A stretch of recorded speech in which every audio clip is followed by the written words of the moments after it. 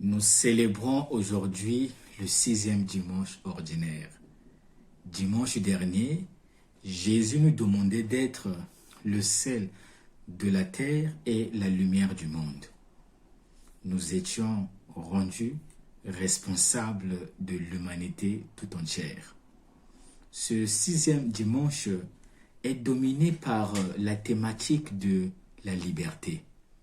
En d'autres termes, l'homme a devant lui deux voies, celle du bien qui mène au salut et celle du mal qui mène à la damnation.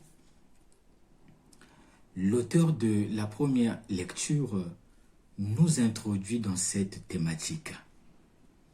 En première lecture, nous sommes dans le livre de Ben Sirac le Sage. La péricope que nous lisons fait partie d'un ensemble plus vaste qui va des chapitres 14 jusqu'au chapitre 18, traitant du problème de Dieu et du péché. Notre texte est placé dans le chapitre 15. Ben Sirac le Sage conteste ici l'accusation de son adversaire, selon laquelle Dieu est la cause de son péché, et confirme sa réponse en soutenant que Dieu ne veut pas le péché, mais c'est plutôt l'homme qui décide de pécher. Le texte proposé par la liturgie aborde une des thématiques de la littérature sapientielle, la spiritualité des deux voies, qui renvoie à ce qui est formulé dans le livre du Deutéronome au chapitre 30, les versets 15 jusqu'au verset 20. Vois, je te propose aujourd'hui vie et bonheur, mort et malheur. Ben Sirac le Sage reprend la même thématique. La vie et la mort sont proposées aux hommes. L'une ou l'autre leur est donnée selon leur choix. L'homme a devant lui donc deux voies, celle du bien et celle du mal.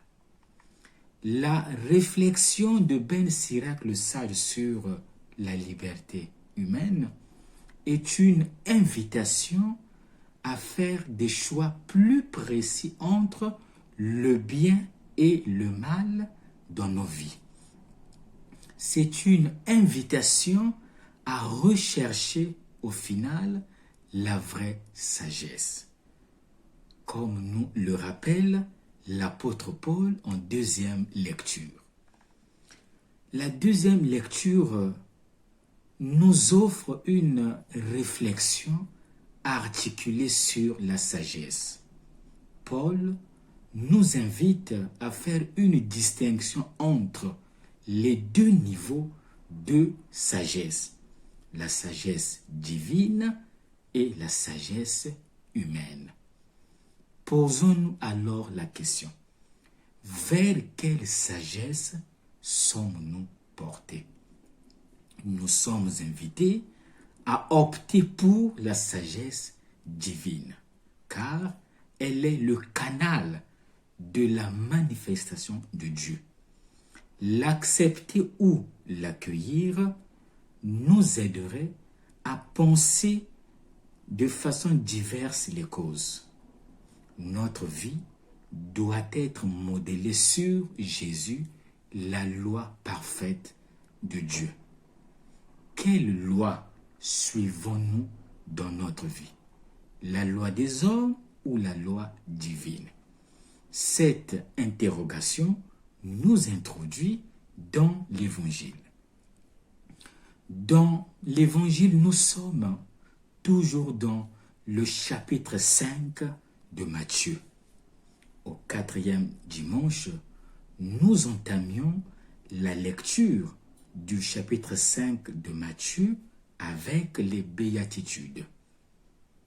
Au 5e dimanche, à travers la métaphore du sel et de la lumière, nous étions rendus responsables de l'humanité.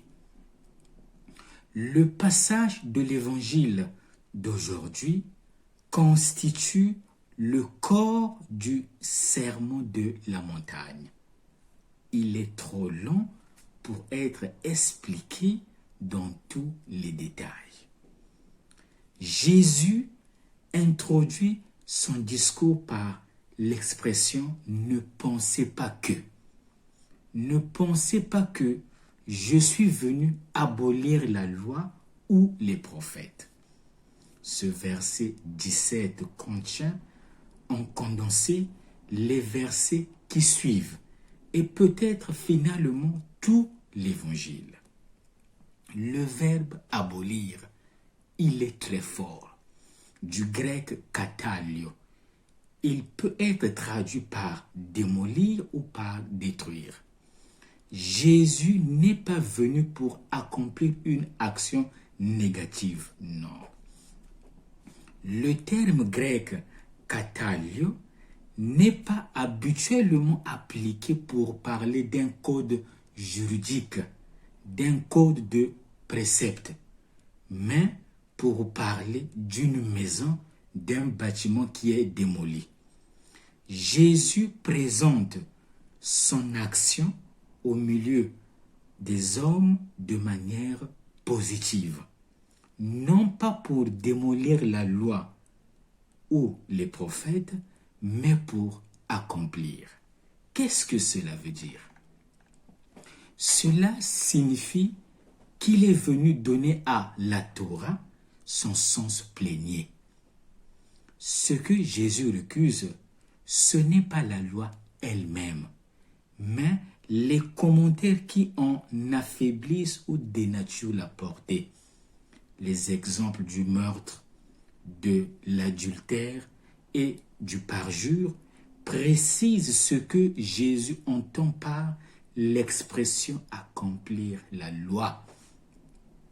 Il demande à ses disciples de remonter de la lettre de la loi à son esprit, de la pratique extérieure à l'intention profonde.